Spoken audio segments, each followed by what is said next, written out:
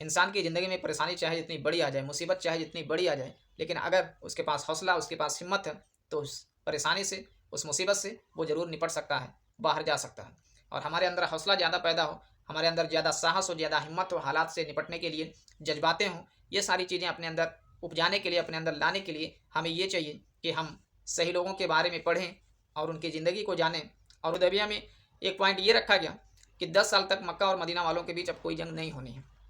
और इस वक्त का बहुत ही अच्छा इस्तेमाल किया आप सल्लल्लाहु ताला अलैहि वसल्लम ने। आप सल्लल्लाहु ताला अलैहि वसल्लम दीन की दावत, जो बाहर के राजा महाराजा थे, जो सुपर पावर थे, अपने आप को बड़ा ताकतवर समझते थे, उन सबके पास भेजना शुरू किया। और इसी दौरान आप सल्लल्लाहु ताला अलैहि वसल्लम ने दीन का पैगाम अपने एक सहाबा के जरिए एक ख़त में लिख कर, और जो कैसर रूम था उस बादशाह के पास आप सल्लल्लाहु ताला अलैहि वसल्लम ने भेजा।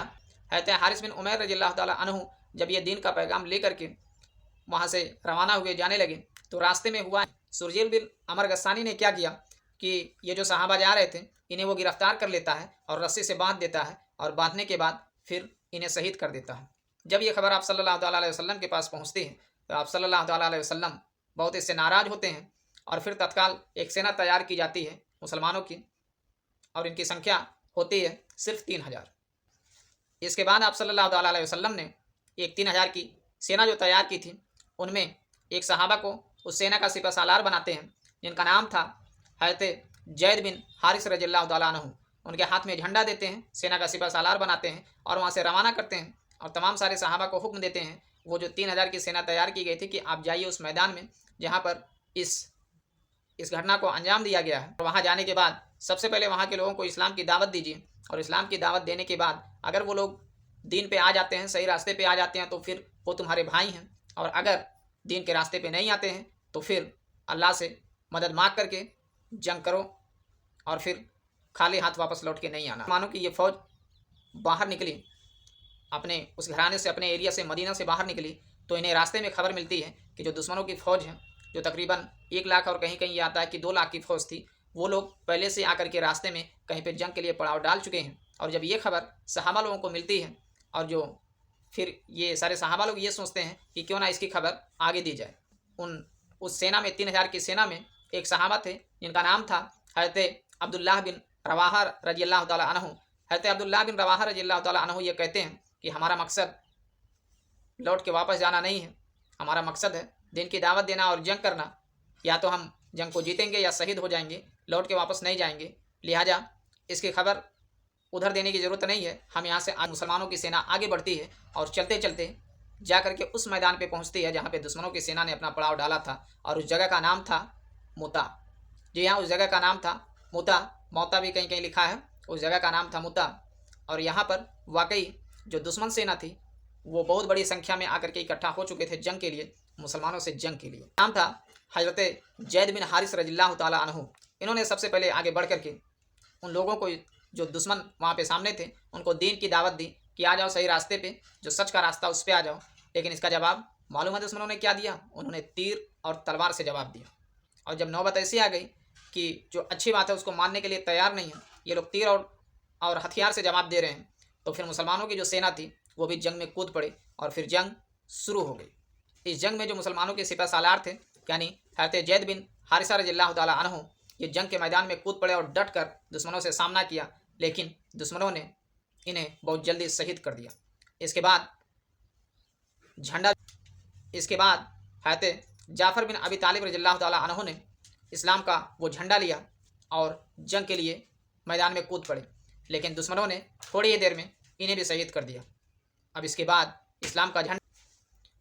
हज़रत अब्दुल्लाह बिन रवाहा रज़ियल्लाहु ताला अन्हु ने अपने हाथ में इस्लाम का झंडा पकड़ा और जंग के मैदान में कूद पड़े।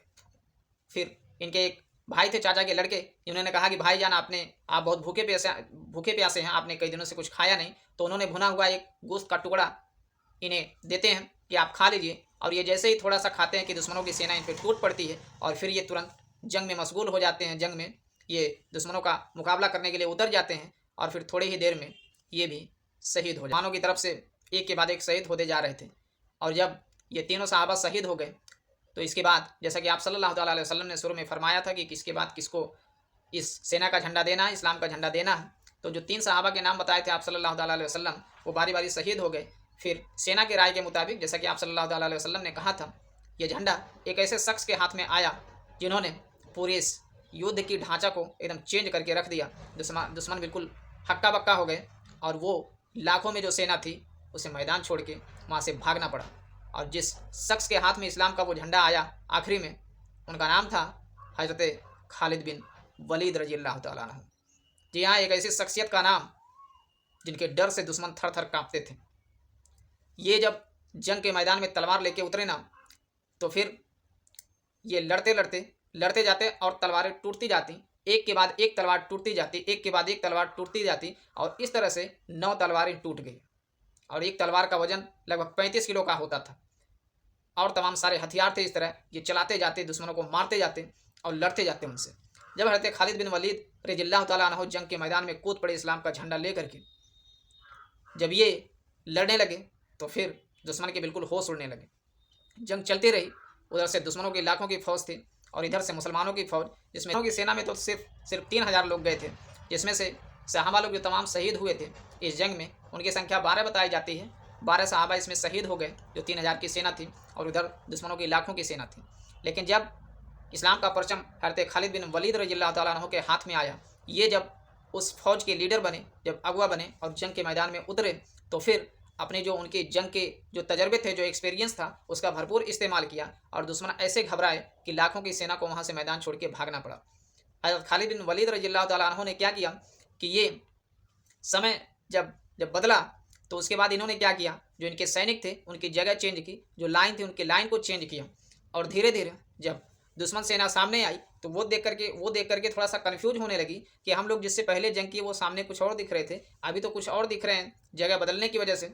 और उसके बाद धीरे धीरे मुसलमान क्या किए, क्योंकि अगर मुसलमान डायरेक्ट जाके लड़ते उनसे तो ये लाखों की संख्या में थे और ये उन्हें घेर करके आसानी से मुकाबला कर लेते, इसमें मुसलमानों का ज़्यादा नुकसान होता। लेकिन हज़रत खालिद बिन वलीद रज़ियल्लाहु तआला अन्हु के पास जो लड़ाइयों का एक्सपीरियंस था, जो जंगों का एक्सपीरियंस था, उसका भरपूर इस्तेमाल किया। और हज़रत खालिद बिन वलीद रज़ियल्लाहु तआला अन्हु धीरे धीरे अपने लश्कर को लेकर के पीछे की तरफ हटते रहे और उनको ऐसी जगह पे लेके आए जहाँ पर दोनों तरफ से भागने का रास्ता नहीं था, क्योंकि रास्ता सकरा था, पतला था, दोनों तरफ से पहाड़ियाँ थी और ऐसे में दुश्मन जब भी वार करता तो सामने से वार करता। लेकिन जब मुसलमानों की सेना धीरे धीरे पीछे आने लगी तो जो दुश्मन की सेना थी वो लोग धीरे धीरे कन्फ्यूज होने लगे कि इस रेगिस्तानी इलाके में मुसलमान हमसे डर के नहीं भाग रहे हैं, बल्कि इनके पीछे असली कारण जो ये है कि ये हमें कन्फ्यूज करना चाहते हैं और इस रेगिस्तान में, इन रास्तों में हमें उलझा के ये हमारा खात्मा करना चाहते हैं।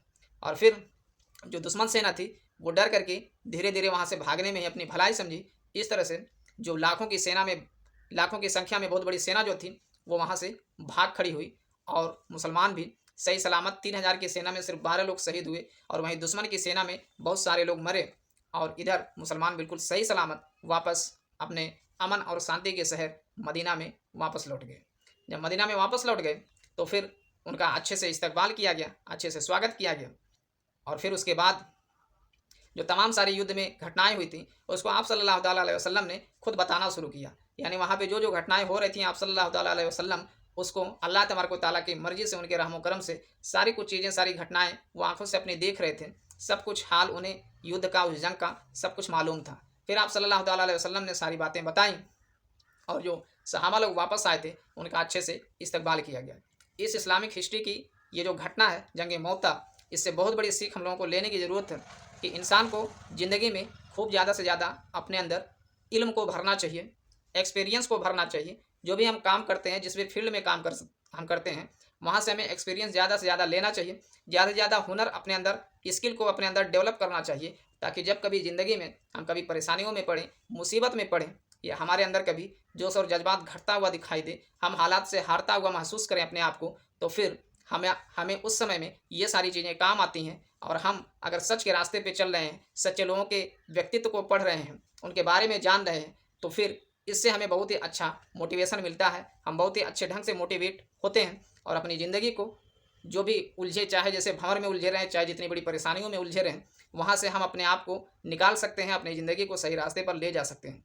तो ज़रूरत होती है हमें सच्चे लोगों को पहचानने की, सही रास्ते पे चलने की। एक तरफ दुश्मनों की सेना जहाँ पे लाखों में थी और एक तरफ मुसलमान कुछ हज़ार थे, लेकिन देखा आपने नतीजा क्या हुआ? सिर्फ़ स्किल के होने की वजह से, हौसला और जज़्बात के होने की वजह से, सच के रास्ते पे चलने की वजह से अल्लाह की मदद आई और जीत सच की हुई। लाखों की सेना में, लाखों की संख्या में जो दुश्मन थे, वो मुकाबला करने से डर गए और मैदान छोड़ के भागे वहाँ से। ये होता है सच की ताकत, ये होती है सही रास्ते पे चलने की ताकत और सच के रास्ते पे चलने का अंजाम। तो सच के रास्ते पे हमेशा चलिए, सच के रास्ते पे चलने से कभी ना डरिए। परेशानियाँ ऐसे ही आएँगी, आज़माइशें ऐसे ही होती रहेंगी, लेकिन अगर आपके अंदर हिम्मत है, तो आपकी जीत इंशाअल्लाह ज़रूर होगी। आपको बिल्कुल भी डरने की ज़रूरत नहीं है। ज़रूरत है तो सिर्फ़ अपने हौसले को कायम रखने की और आगे बढ़ने की।